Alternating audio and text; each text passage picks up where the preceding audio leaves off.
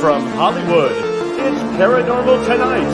I'm Mark Summers, and now, here's your host, Dan Harary. Dan Harary, that's me. That's my name. Don't wear it out. I think that's Pee Wee Herman used to say that. Hello, everybody. I'm Dan Harary. Welcome back to Live from Hollywood. It's Paranormal Tonight. We're here every Thursday night, live 10 to 11 p.m. Pacific, 1 to 2 a.m. Eastern. It's a lot of fun doing the show. For those of you who don't know me, I've been a Hollywood publicist for many, many years. I'm the author of 2 books, Flirting with Fame and After They Came. Those are both behind me.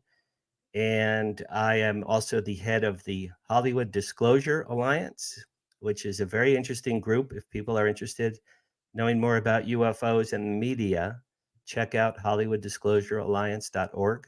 We're growing and growing by leaps and bounds. Interesting thing I did this week, I am recording After They Came as an audiobook, something I should have done 3 years ago, but I'm doing it now with a professional audio engineer in Hollywood, a friend of mine named Rusty Mitkowski. I thank him very much. And my audiobook After They Came will be available this summer. We have a very interesting guest tonight. He's a friend of mine for about the past year. We met about a year ago, and I'm going to read his intro now. We'll bring him in. A native of San Luis Obispo, and today a resident of Marin County, California, lifelong ET experiencer Mark Glen Moore is a business consultant in the natural foods industry, a visionary entrepreneur, an inventor, an author, and a musician with a passion for advancing sustainability and health consciousness. He's also been an experiencer of the extraterrestrial presence visiting Earth since the age of 5 in 1967. The age of 5 in 1967. He's been interacting with space beings from the Pleiades, whom he calls the light people. Mark documents these experiences in his podcast, which is called StarSeed, an Intrepid Adventure with Mark Glen Moore. His podcast will launch its 3rd season very soon. As a natural foods industry consultant, Mark was instrumental in building some of the most recognized vegan national brands, from startups to the international success. He's also a pioneer in the booming solar industry. He has multiple patents. He's the CEO and founder of SUN, S-U-N, the Solar Utility Network, a nonprofit 501c3, and he works with a number of Native American tribes to bring solar power into regions of the American Southwest. We will be talking to Mark about solar power. Mark's an accomplished guitarist and musician, having recorded and released 7 albums. The music you heard at the very, very, very top of this show today was a little extract of his song called Universal Mind. We'll hear more of that song later in the show. His most recent release is called Dusty Road Remastered, which he recorded with his group, the Mount Tam Band. The band's name is taken from Mount Tamalpais, I think I'm saying that wrong, in Marin County, California. Mark is currently working on his autobiography, Been There and Back, My Experiences Beyond Planet Earth, A True Story. Now, how's that for a title for a book? He and his wife, Sandy, live in Sausalito, California. And Race, let's bring in my friend, Mark Glen Moore. And there he is. Hey, Dan. Good evening. Good evening. How are you, man? Good. Man, it's an honor to be on your program tonight. Thank you. That's very, very sweet. Likewise. You and I became friends, I think, the second we met. Why don't you tell everyone where you are right now? Because you're in a very famous place. Okay, so we're in Studio 2200 Sausalito, which was recently purchased 3 years ago, which was the famous record plant. So this is the studio here, and it's literally 3 blocks from my house. I'm up the hill 3 blocks. That's so funny. So when Sandy and we take our dog for a walk, we're walking past here all the time. But this is the place where the Rumors album was recorded, Fleetwood Mac. Mm-hmm. Santana's recorded here, Huey Lewis and the News, Heart. In fact, I'm looking over the room over here. There's gold records on the wall and some platinum records from all the hits that were made here. It's a very famous studio, and the vibe is here. That's great. The best part, Mark, is it's 3 blocks from your house. That's the best part of that, of the whole story. Well, I got to visit years ago, but I haven't been. I met the owners just recently, and they're allowing this venue right now for today. So thank you to them. Oh yeah, thank you. Please tell them I said thank you very much. I mean, that's a beautiful visual that we have back there. Not every week, my guests every week don't always have visual eye candy like you have right now. Tell us a little bit about, a little bit about who you are personally, what you do, what you like to do before we get into the real meat. I guess, I'm a serial entrepreneur. I've always been interested in, manifesting, ideas and making success, hopefully, out of them.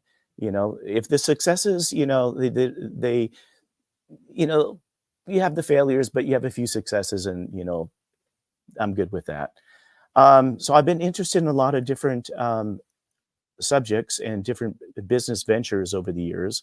I started in natural foods pretty early on, and that paid for most of my other ventures. I was a professional musician in my early 20s. Didn't make much money, but I got by. And then I went into business, and then I worked on solar energy projects, which we're going to get into. Right. That's right. Okay. Race, can we see slide number 1, please?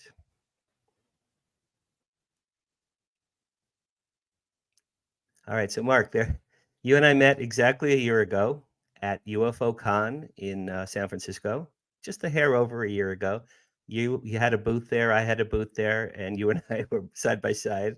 And Yeah. we became friends.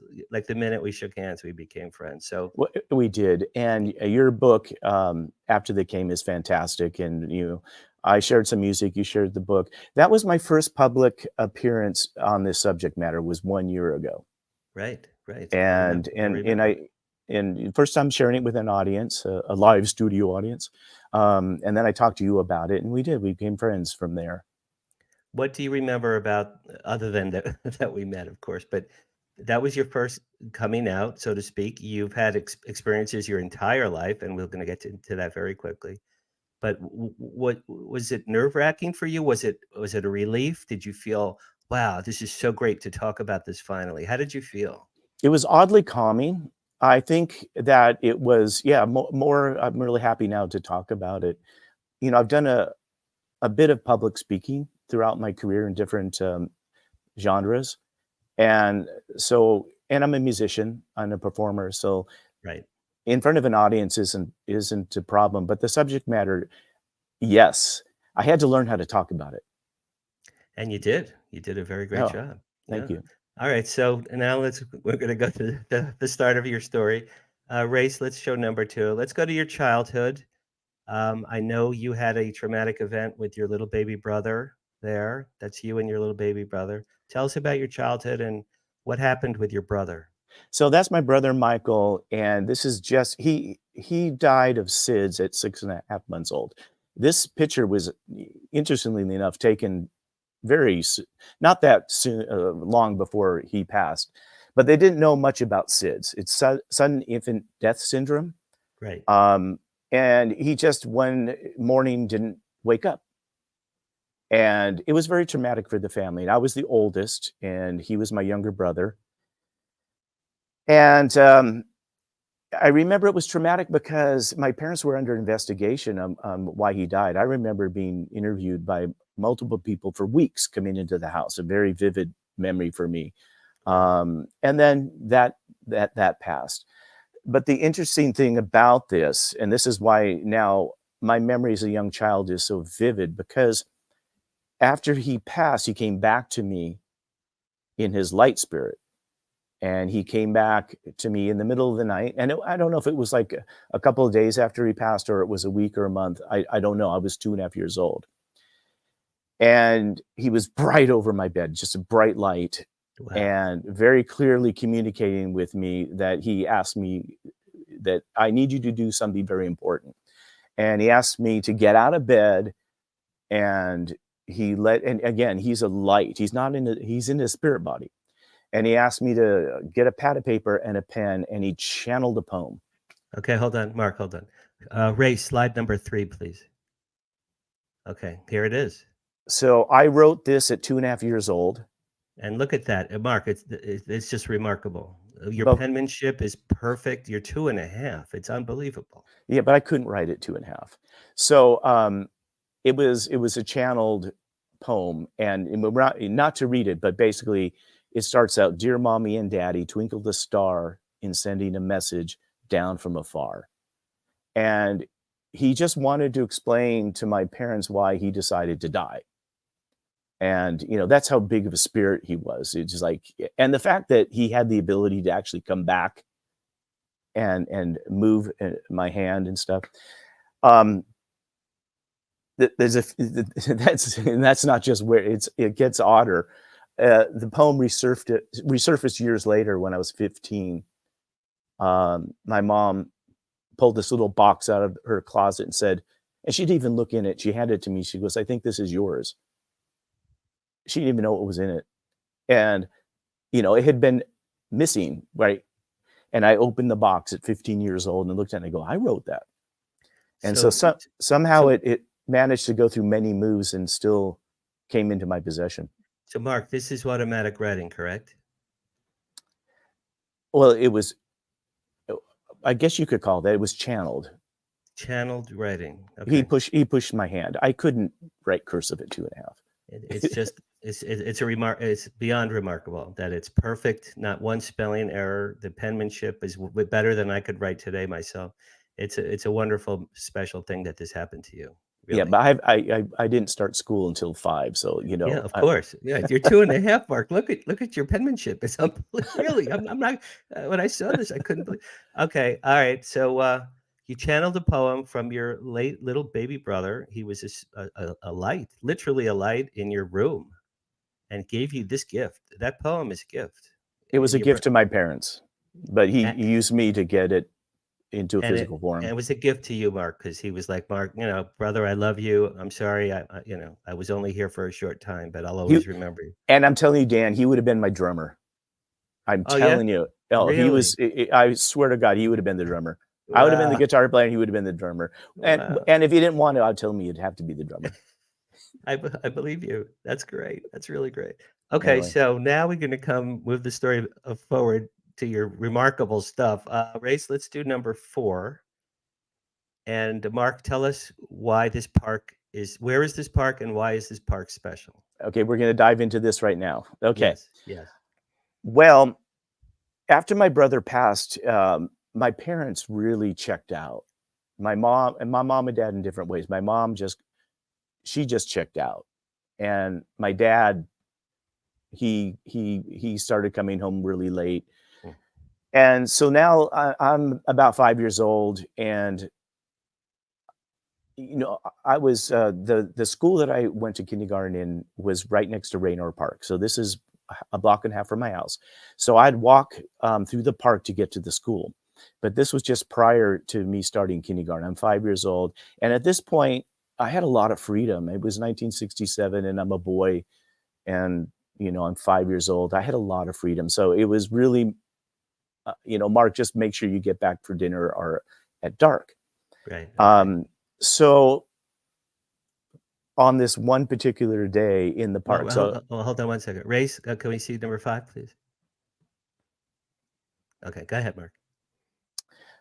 Yeah, so that's the park, and it was adjacent to my school. So the baseball field in the park was next to the start of the field for my elementary school.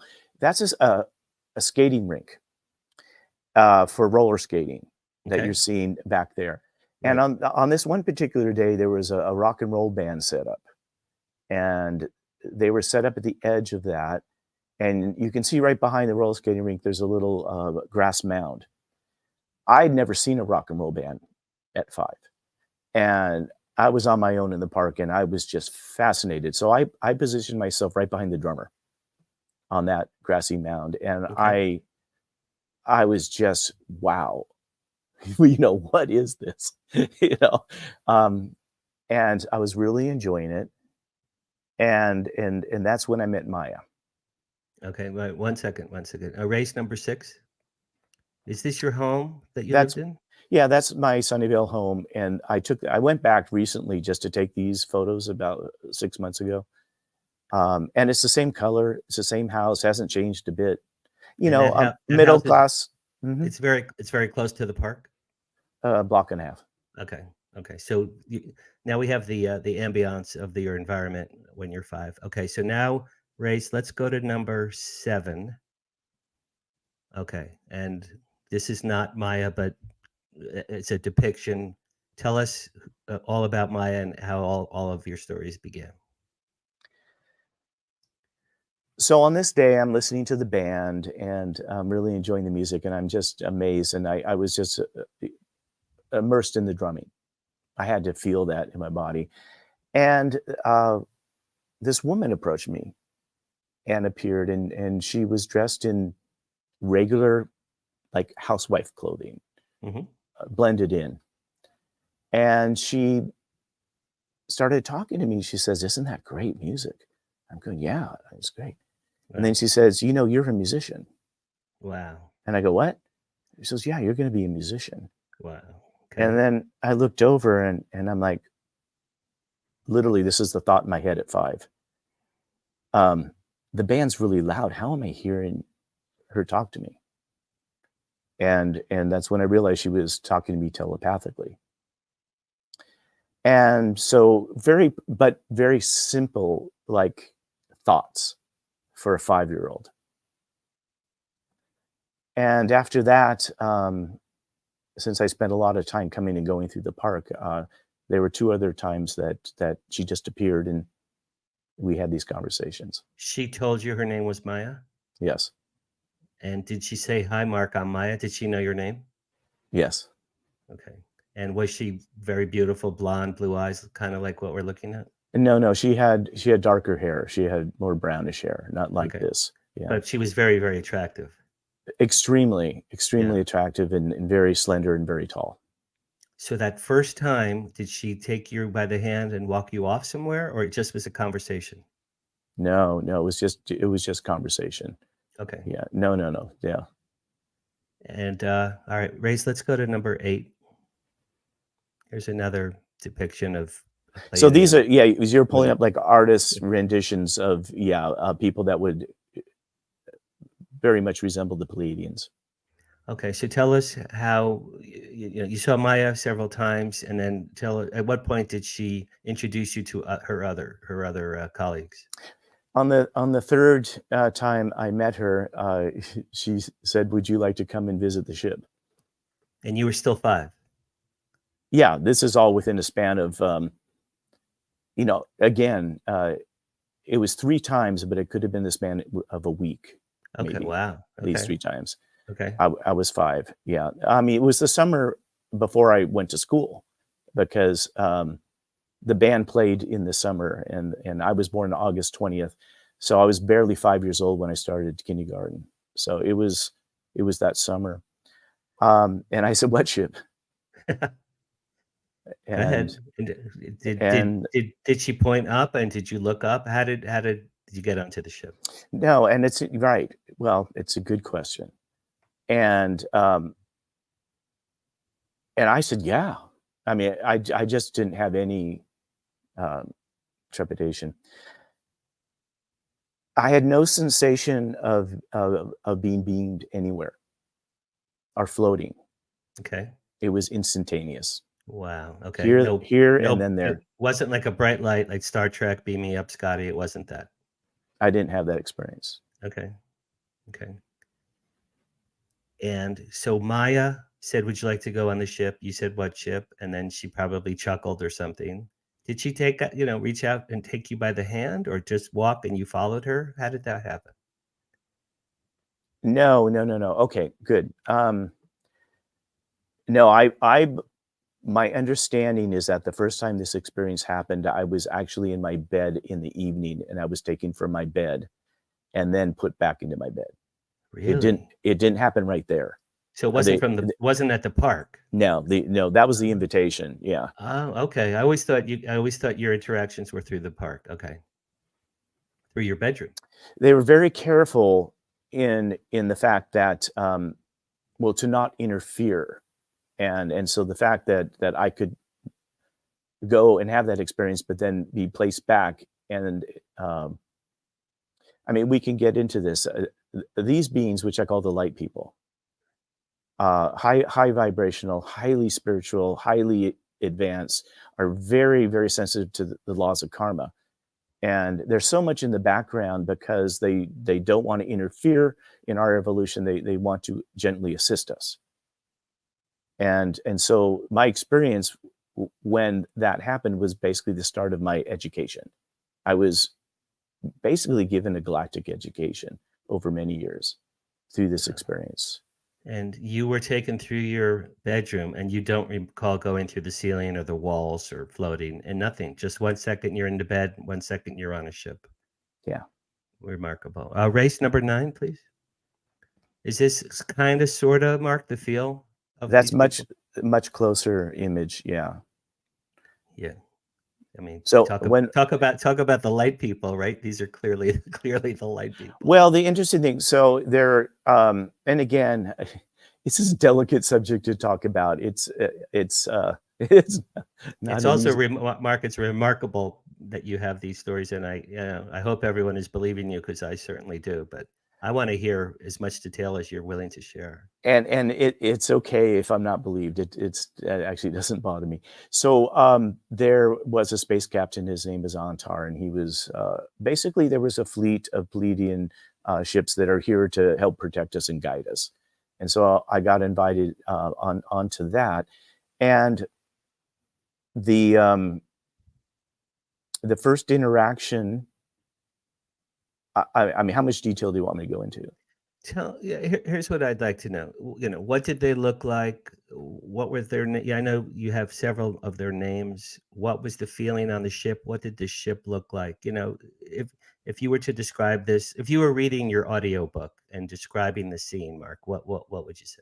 All right. Well, I call these people the light people. Other people call them the space brothers and sisters. They told me they come from the Pleiades. Okay. Star constellation. They are carbon-based beings, but they emit this glow. So part of their composition is light particle. And I was thinking about this before we were going to get on this discussion, that I can see why in the past, when these beings appeared on Earth, that they may have been mistaken for angels, because they really do glow. Interesting. So okay, that's great. So there's kind of. So they're and they're highly spiritual, so high vibrational beings, incredibly intelligent, and really project love. They're just they have that energy. And I think when we finally figured this all out, love is the highest vibration we have, and things travel very quickly through that high vibration. I'm saying the Beatles got it immediately. It just is true. Yeah. Wow. Tell me, I know you mentioned Maya and Antar. There were some other people you knew by name. Maya had a sister, Mia.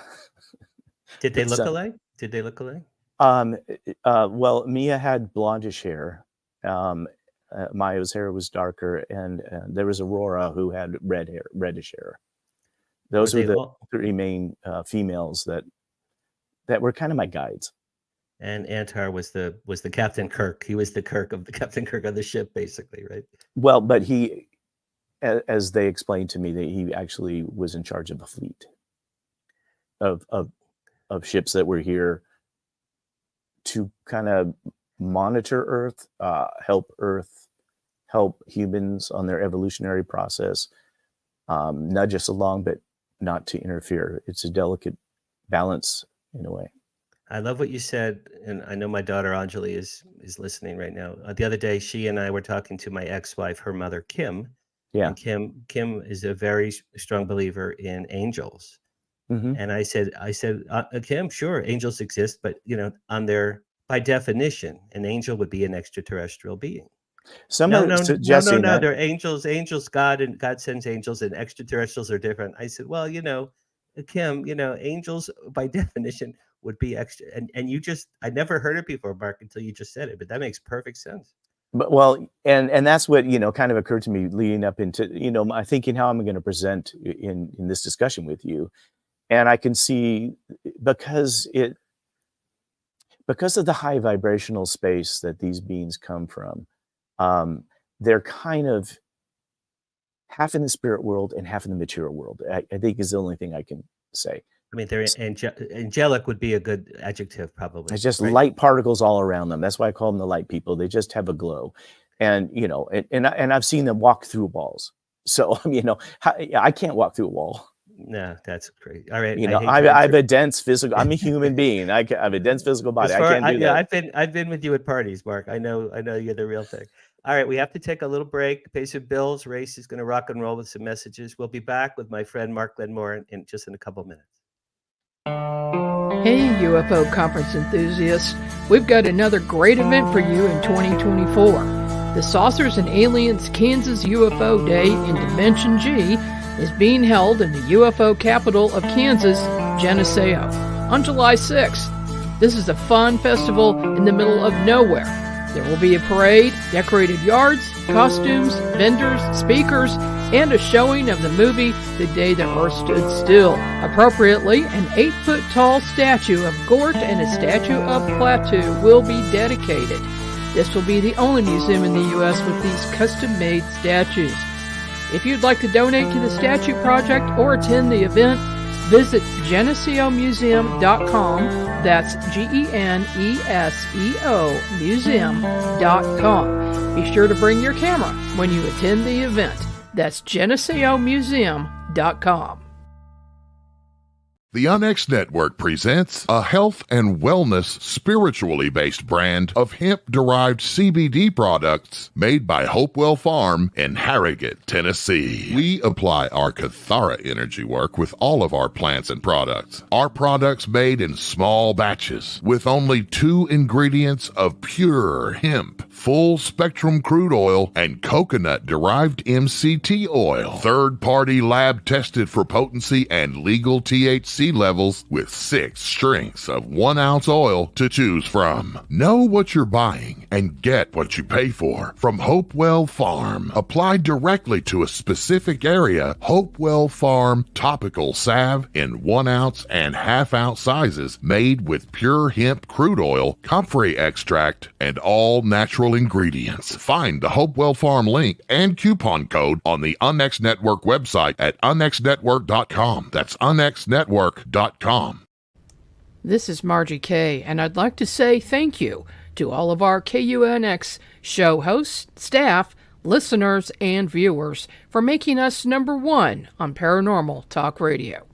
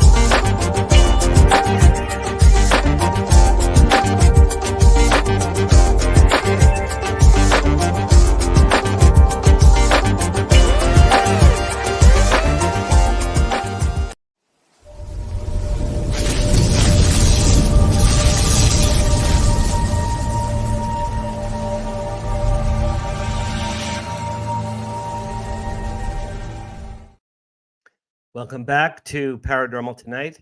We have our special guest, Mark Glen Moore. And Race, let's bring Mark back in. And Mark, tell us, you're inside the ship. Most of us have not had that remarkable experience. When you're looking around, what's the ambience? What's the look and feel? What's going on inside that ship? How would you describe that? Well, basically, the premise was that I was brought up to be in a class. So when I was in the ship, there were always 2 or 3 other children, humans, and a couple of adults. There were 2 grays, I remember, that were kind of the pilots. But they were very friendly. And a little bit I know about this. I think there's at least 3 different species of grays. Interesting. But they were very friendly and warm and a sense of humor. And I think that, they were working with children. So the first experience I had was we were put in front of big, large screens, like huge iPads. And mind you, we didn't have that in 1967. Right. And the first thing they did is they played our past lives for us. So the first part of the education was to know where our spirit had been and what different lives we had, so we could have a sense of who we were. And then from then, and there were, many, many times where I was brought up into this classroom that we were shown basically geometry, mathematics, science. I was introduced to the importance of a renewable, sustainable life. That was kind of where my education went. So that transpired for many years. All I can say is I was invited into a galactic education. Do you remember? So you're watching some of your past lives. Was it as though you were watching a home movie? Yeah, and you were able to move the screen back and forth, like a touch screen, which was really phenomenal. But then they taught us to do it telepathically, so our mind can move the movie back and forth. So any point in any past life, I could freeze frame and I could say, well, what did I do there? What did I do right? What did I do wrong? What could I do better?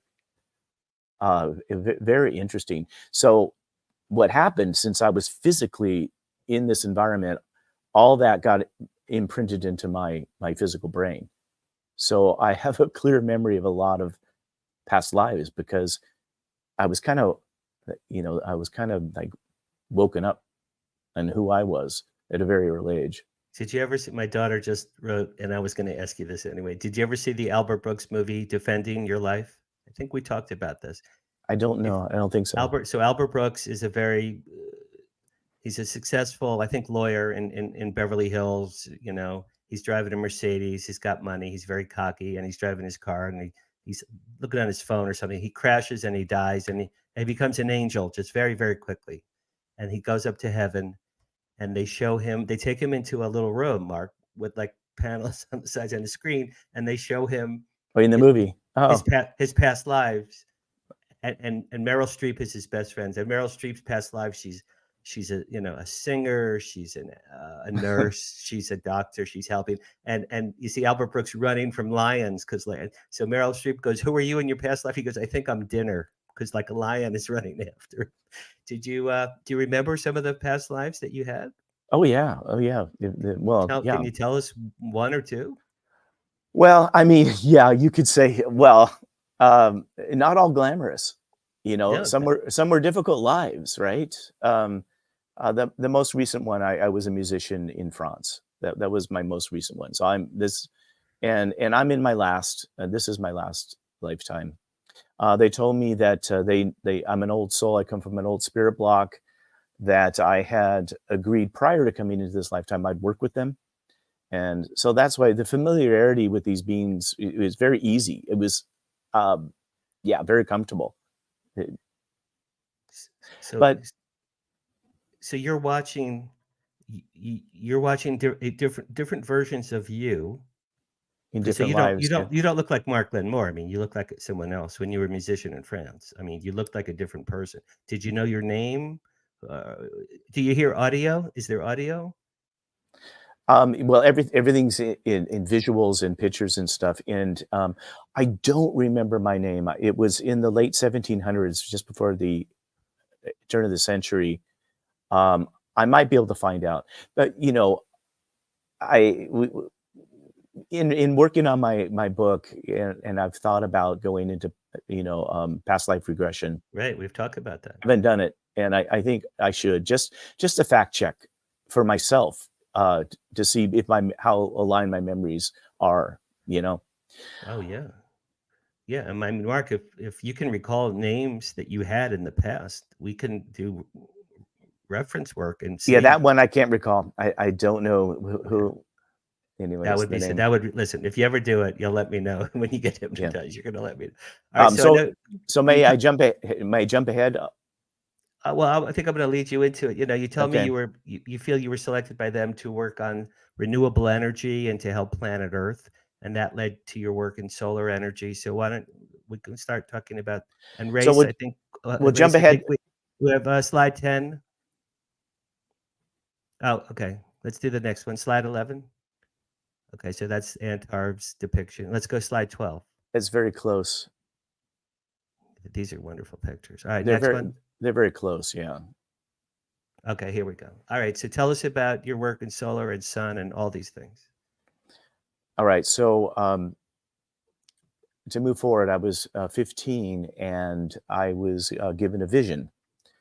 And I was actually coming out of the grocery store into my van. I had a 1963 Ford Econoline van. And I was, you know, the van was 1 year younger than me. But anyhow, the vision came to me about vast solar energy fields in the desert. And we're talking acres and acres and acres and acres and miles of solar energy. And this is long before we had solar farms or solar fields. And the vision went on for 2 weeks in the day and in my dreams. And then I was brought onto the ships and I was shown schematics. Yeah, actually, if you take the slide down, I would rather be talking to you. Oh, yeah. Erase. We can take that one down. Okay. So during the vision, I was brought back up to the ships and I was shown schematics. So there was a little round area where we had all gathered and we could look at stuff that we wanted to learn about, and it would pop up like a hologram.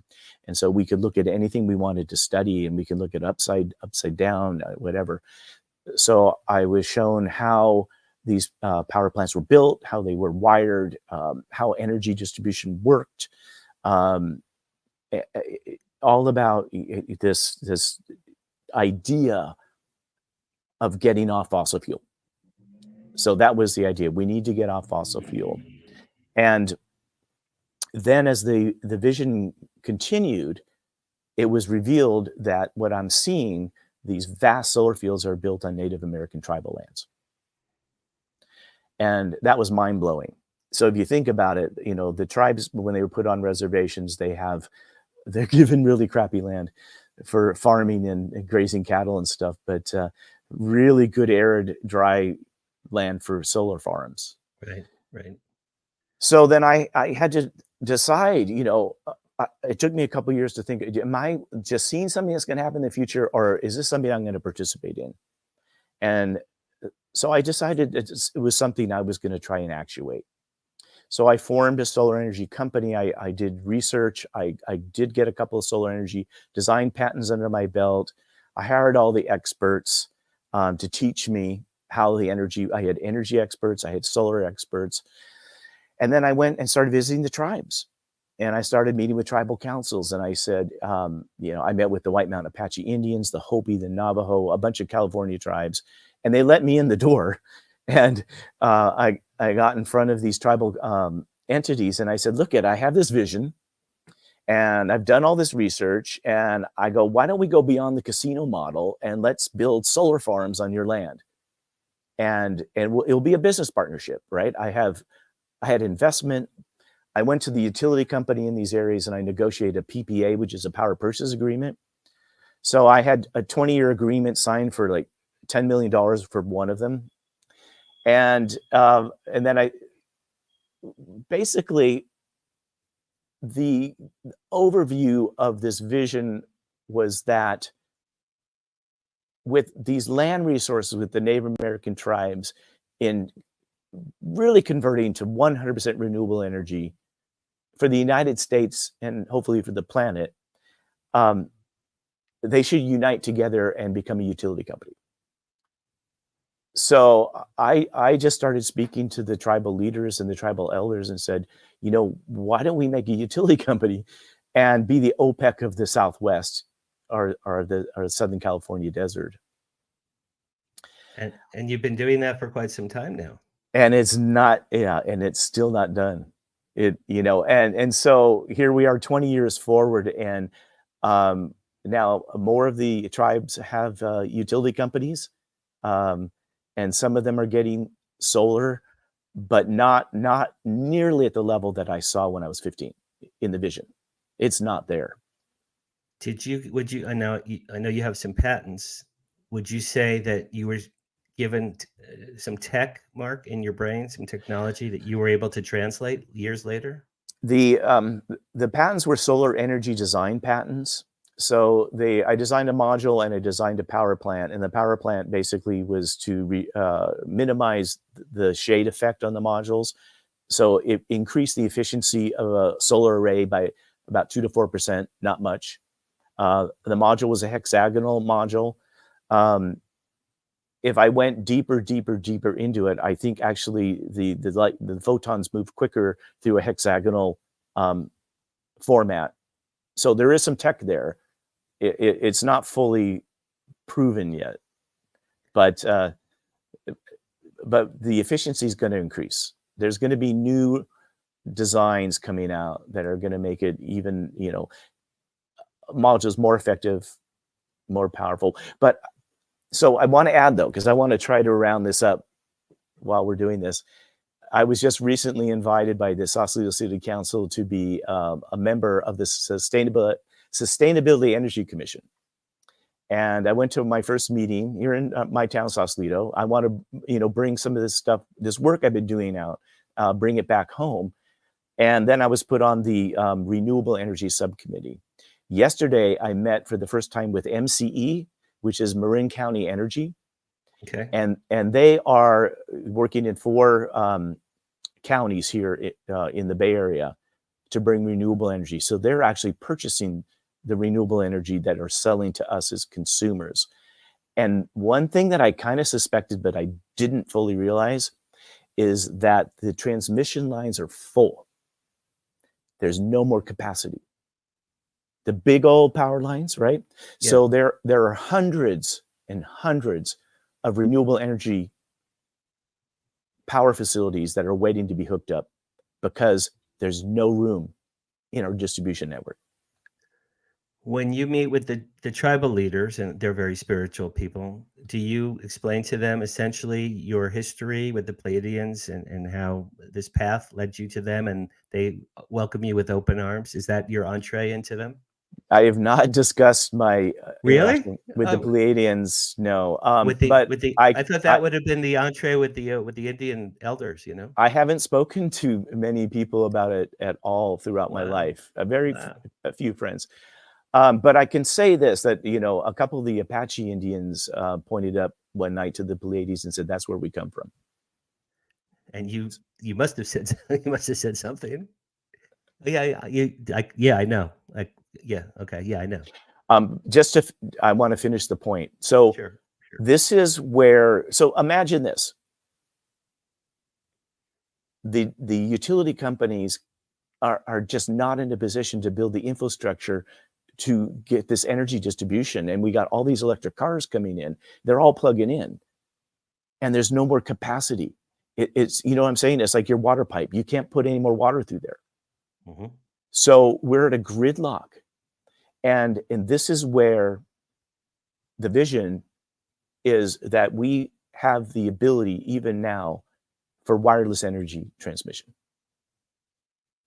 We've had it since Tesla. We talked about that on the phone. Nikola Tesla reinvented it. He rediscovered it. Okay, right. It has already been in existence. He rediscovered it, and it's probably why he was killed. Probably that alone, because it threatened so much income for so many people. But it's available, and if we're going to jump past this moment to energize the planet in a renewable, we really have to rediscover again wireless energy distribution, because there's no way we don't have enough time or enough money to build a brand new grid. And we have 3 grids. We have the West grid, the East grid, and Texas has its own grid. And none of these talk to each other. It's like cassette and beta, or 8-track, or 8-track and cassette. They're playing music, but you can't plug a cassette into it's a bad analogy, but we don't have the infrastructure to distribute the amount of electricity we need right now. And you're involved with fixing that problem? Well, I'm working at what the nonprofit is doing. So I last year, Sandy and I formed Solar Utilities Network, 501c3 nonprofit. I realized my work in solar energy was really a nonprofit from the beginning. It just took me a long time to figure it out. So what the nonprofit does is it allows us to write for federal grants. So what we're doing is writing for, and right now there's a $50 million federal grant for renewable energy on native tribal land. And this is through this current administration. This is unheard of. We're in it, but there's a deadline to get these grant filings done of May 30th. So it's a challenge, but the absolute reality is that we have to get off the fossil fuel and go renewable, and it's a challenge. But that was part of the education. This galactic education had to do with this, and it's driven me. I feel like I was put to task in a way. Yeah. You were given a very specific vision, and you're fulfilling it. My daughter's asking if you're able to call on them if you need advice or you'd like to speak to them, or do you have a way to interact with them, or do they just come to you every so often? Well, the last physical interaction was about 10 years ago. I'm telepathic. The way that the telepathy works at this point is like, it is full thoughts. It's like, it's not in English. I'm not hearing words or voices. It comes in as a full thought and pictures when I'm being communicated with. And what happens is I hear a high frequency, and it's so loud sometimes in my head or around me that it blocks out other sounds, traffic, everything. And when I've been around people and this happens, I say, "Can you hear that?" And no. And I go, "Okay, so don't talk about that much anymore." And with that, it's also very bright light. So with the high frequency and bright light, and what happens is it's basically a message through a thought and pictures of something I need to know. And it could be big or small or whatever. It's just something that I might need to know. That's very, very cool. That's really cool. Race, let's go to the next slide. I think this is someone in your solar industry. Who is this? Who is this gentleman? He's the foreman chairman of the Cherokee Indian Nation, Chad Smith. Okay. He and I were speakers together at a Native Nations event, and I believe this one was in Las Vegas at an Indian casino on renewable energy. And at this point, I was younger. Yeah. You look younger. I had been speaking to a number of tribal organizations and met with a number of tribal leaders and elders, and the idea resonated, but of course, how to manifest it has just always been the challenge. How do you manifest it? Exactly. He was a great guy, and he looks a little bit like my grandfather, which is really odd. That's funny. All right, we only have about 10 minutes. Let's go to 14, slide 14. Now, Mark, you are very good friends with a very, very famous ice skater named Brian Boitano. This is him winning one of his many gold medals, and the race number 15. This is him now, I guess. You've been friend. Tell us about your friendship with Brian Boitano. Yeah, well, we lived on the same street, 3 blocks away on Inverness and Sunnyvale, and you know, I spent a lot of time out of the house because my parents were really kind of they just weren't the same after my brother's death, and so you know I was out and you know I made a lot of friends in the neighborhood. Brian was on his skateboard, and I'm not sure if he ran me over, but or almost hit me, you know, in between, and that's how we met. And they invited me over to his house, and I met his mom and his sister. And they were just great. So his mom invited me to go skating with Brian. He had just like picked up ice skating like a year before. And I think, you know, I was 8 and 7 when we met, but, you know, so I went many times ice skating in Santa Clara. And his family was fantastic and totally supportive, but I saw him do a double at the age of 8. I mean, when this guy hit the ice, everybody just left the ice skating rink. You know, it was really phenomenal. But his mother was my first investor. She lent me, I had this idea I was going to become a chocolate bar mogul. Okay. And somehow I got a recipe for a chocolate bar recipe. She lent me $10 and I got all the ingredients, and I brought in 3 partners. Brian, I think Jimmy Rupp was one of our friends. And anyways, we got in their kitchen and we made these chocolate bars, and it came out on a cookie tray, and it was like, oh, great. So we went to cut it, and it broke into fractals. So we didn't realize we needed a mold. It was a short-lived business? No. So everybody was really disappointed because we thought we were going to be able to cut these chocolate bars and wrap them. So, you know, and Brian and I have reminisced about this story. You know, it was kind of... So I said, it's okay. We ate them and they tasted good. I said, it's okay. I'll fix it. So I took these chocolate pieces, I wrapped them in foil, and I went around the neighborhood and I knocked on the door. And it was the, you know, time when housewives were home, right? It was that was the era. And I told my sad story. I was going to be a chocolate bar manufacturer, and this is what happened. They broke, but they taste good. And so like I sold them for a quarter, or some people gave me, you know, $1 or $2 as pity, right? So I made $20. And I came back and I gave his mom the $10 back investment. She didn't charge me interest. So, and then I divided the $10 profit between me and my friends. That's very funny. That's very funny. Okay, let's talk about your music. Race number 17. Let's see what we got here. Okay, so you're, you know, gifted guitarist. You've been a musician pretty much your whole life. It sounds like when you saw that band, Mark, in the park when you were 5, that for you was like when I saw the Monkees when I was 10. I was like, okay, that's me. That's what I'm going to do. Yeah, it was I went to my parents and I said at 5, I'm a drummer and I need a drum kit. And they said, no way in hell are you getting a drum kit. And so I went to my grandmother and I said, you know, I'm a drummer and I need a drum kit. She goes, yes, Mark, you are a drummer, but maybe you're going to be a guitar player. Really? So that's why you felt so strongly that your brother would have been the drummer in the family. Oh, he absolutely. He would have been. So my grandmother got me, well, really the first guitar lessons. And then by the age of 8 years old, I'm on bass in the student band. And yeah, that was it. Yeah.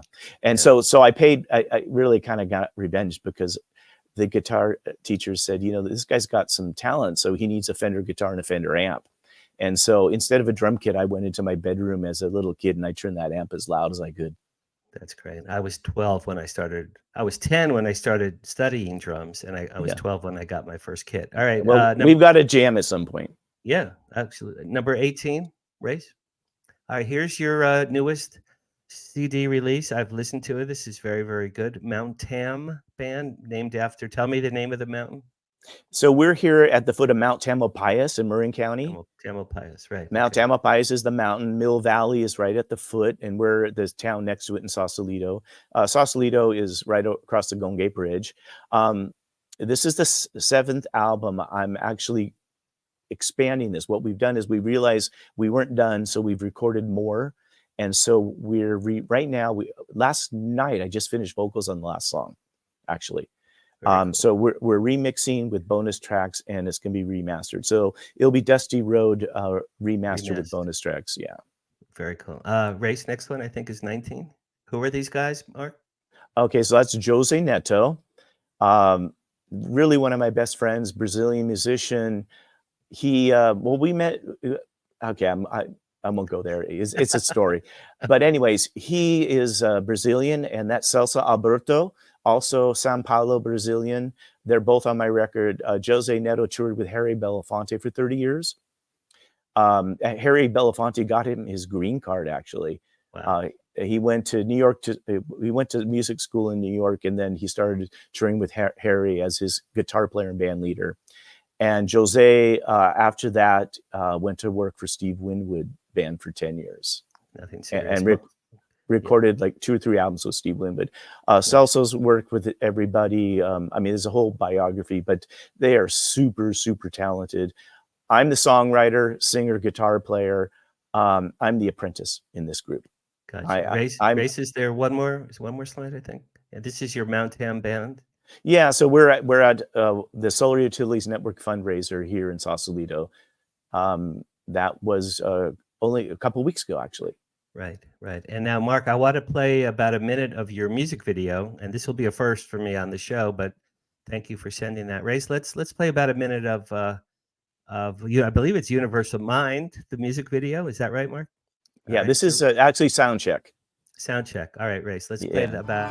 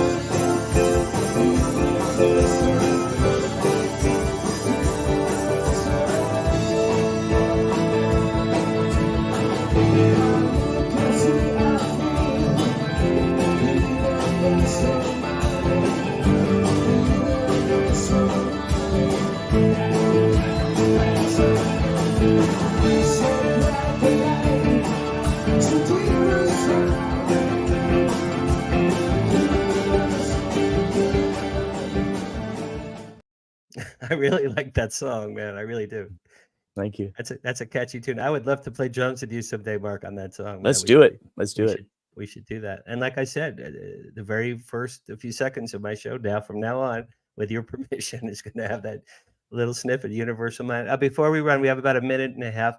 Just tell us, the status of your book, My Experiences Beyond Planet Earth. I know you and I have been talking about it. I know you're working on it. Where is it at? What are your hopes and dreams for that book? Well, when I spoke, first time a year ago when we met about this, in front of a live studio audience, I realized that if I'm going to talk about this, I have to have it out in a format where people can digest it. It's a difficult subject to talk about because it's too surreal, and it's not a common experience. But I can tell you, there's over 100,000 of me around the planet. There's a lot of folks that these light people have interacted with. Right, and you're a very, very credible person. You're a successful businessman. You're my friend. You're a gifted musician. Thank you. We're running out. We have 30 seconds. Thank you, Mark, for doing this. This was a lot of fun. I hope this wasn't I appreciate it. I hope it wasn't too torturous for you. I appreciate that you're sharing your remarkable story. I've told my friends that I go, everyone I know wants to meet you. So next time you're in LA, we'll do something. Mark, absolutely. How can people contact you if they want to talk to you? Well, markglenmore.com is my website, and I think all the contact information is there. mark@markglenmore.com is my email. Great. That's easy. Great. Thank you very much, brother. And that's it for this week, live from Hollywood. It's Paranormal Tonight with Mark Glen Moore. Thank you very much. Famous record plant. Thank you, the record plant. Thank you guys very much. Beautiful. Really, that was terrific. The audio was really, really good too. Next week, my guest will be Thomas Jane. He's a movie star. He's an actor. He's a producer. He's writing a book called A Human's Guide to Visiting Aliens. And Thomas Jane has been into the UFO alien topic for many, many years. That'll be a week from tonight. If you want me, danhararyauthor.com, danhararyauthor.com. And if you're into UFOs, check out HollywoodDisclosureAlliance.org. Thank you for watching live from Hollywood. It's Paranormal Tonight. We'll see you next Thursday night right here on the UNX Network. Thank you.